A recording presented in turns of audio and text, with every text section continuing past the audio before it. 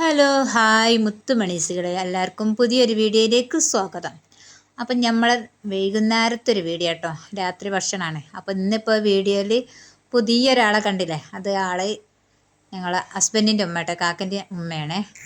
അപ്പോൾ ഉമ്മൻ്റെ അടിപൊളി വീഡിയോസും കാര്യങ്ങളൊക്കെ ഉണ്ടാവും കേട്ടോ. അപ്പോൾ എല്ലാവരും ഒന്ന് വെയിറ്റ് ചെയ്യും. ഉമ്മ അടിപൊളി പാട്ടും കാര്യങ്ങളൊക്കെ പാടും. ഒക്കെ വീഡിയോയിൽ ഉമ്മനൊക്കെ കൊണ്ടുവരുന്നുണ്ട്. നമുക്ക് ഭയങ്കര താല്പര്യം കേട്ടോ വീഡിയോയിലും കാര്യങ്ങളൊക്കെ വരാൻ. അങ്ങനെ മടിയും കാര്യങ്ങളൊന്നുമില്ല.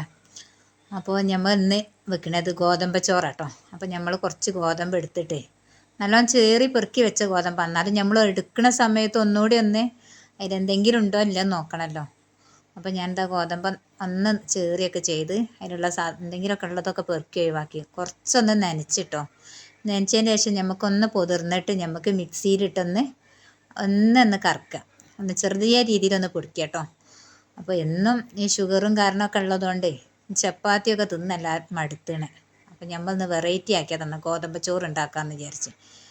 അപ്പം നമ്മൾ മിക്സിൻ്റെ ചെറിയ ജാറിലിട്ടാണ് പൊടിക്കുന്നത്. അങ്ങനെ ഞാൻ കുറച്ചൊന്ന് ജാറിലേക്ക് ഇട്ട് അതൊന്നൊന്ന് കറക്കട്ടെ കേട്ടോ.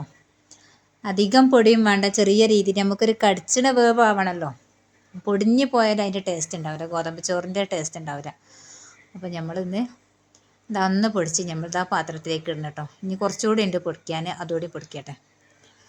പിന്നെ ആദ്യമായിട്ട് വീഡിയോസ് കാണുന്നവരൊക്കെ ഒന്ന് ലൈക്ക് ചെയ്യുക, ഷെയർ ചെയ്യുക, നമ്മളൊന്ന് സപ്പോർട്ട് ചെയ്യുക കേട്ടോ.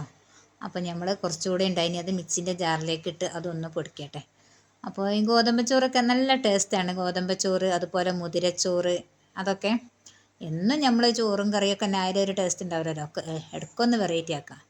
അപ്പോൾ ഇന്ന് രാത്രി ഞാനിപ്പോൾ അത് ഗോതമ്പ് ചോറ് വെക്കാമെന്ന് വിചാരിച്ചത്. ചപ്പാത്തിക്ക് പകരം ഗോതമ്പ് ചോറ്.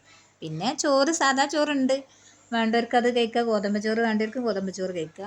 ഷുഗറാർ പിന്നെ എന്തായാലും ഗോതമ്പം തന്നെ കഴിക്കുള്ളൂ. കുറച്ചൊന്ന് ഷുഗർ കൂടുതലാണ് ഇപ്പം കാക്കക്ക്. അപ്പം നിയന്ത്രിച്ചില്ലെങ്കിൽ നമുക്കൊന്നും ശരിയാവില്ല.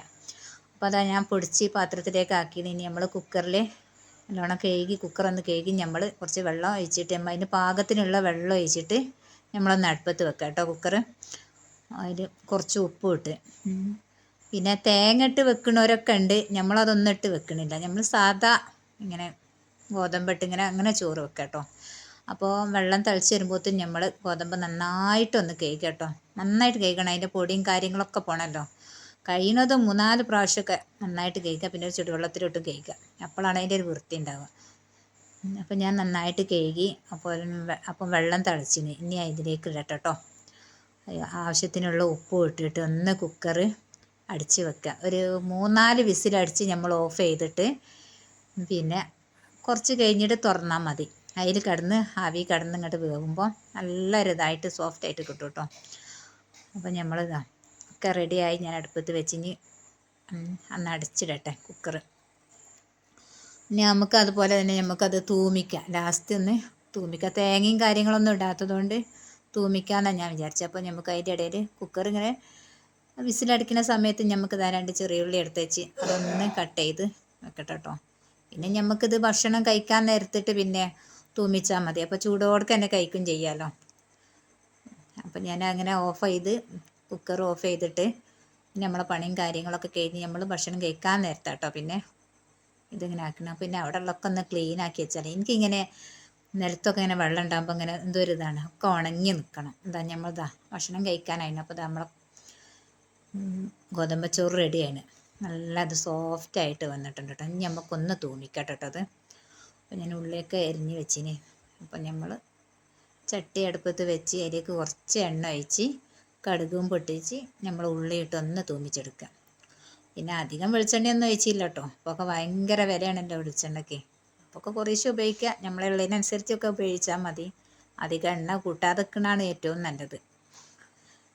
അപ്പോൾ അതാ നമ്മൾ എണ്ണ ചൂടായതിന് ശേഷം നമ്മൾ അതിലേക്ക് ഉള്ളി ഇട്ടിട്ടോ.